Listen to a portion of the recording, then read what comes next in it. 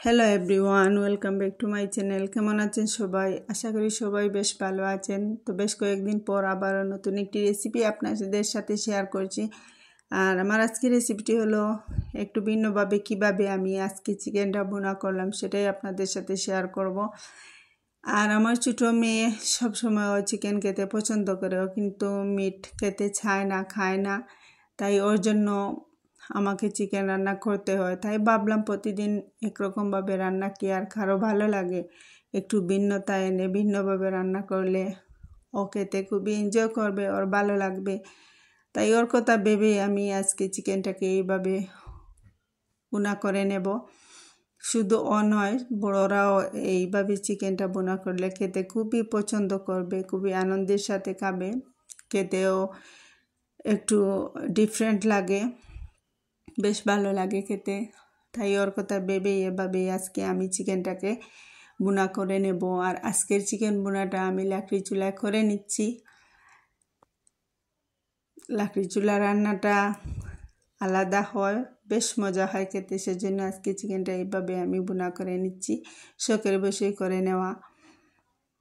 আর মাত্র একদিন বাকি, আগামীকালকে থেকে পবিত্র মাহে রমজান। কালকে থেকে আমরা সবাই প্রথম রোজা রাখবো। তো সেই আনন্দটাই বেশি কাজ করছে, বেশ ভালো লাগছে। একটা বছর পর আবারও রমজান চলে এসেছে। আর রমজান মাসটা হলো রহমত, বরকত এবং ইবাদতের মাস।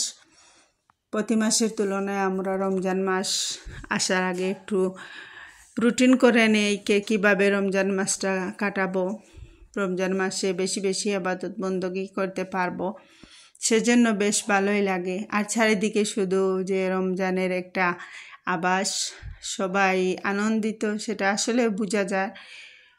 ঈদ আসলে যেমন ঈদের একটা আমেজ দু একদিন আগে থেকে চলে আসছে, ঠিক তেমনভাবেই রমজান চলে আসছে। আর রমজানেরও আমেজটা সবার মাঝে ছড়িয়ে পড়েছে, বেশ ভালো লাগছে।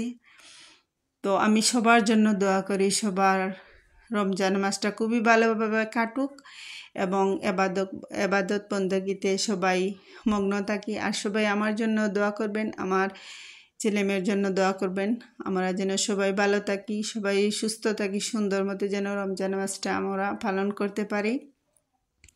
আর এই তো আপনাদের সাথে কথা বলে বলে দেখতে পাচ্ছেন যে আমার চিকেন কষানোটা কমপ্লিট হয়ে এসেছে। চিকেন ভুনাটা দেখতে খুবই জুসি কালার চলে এসেছে। সবাই ভালো থাকবেন, সুস্থ থাকবেন।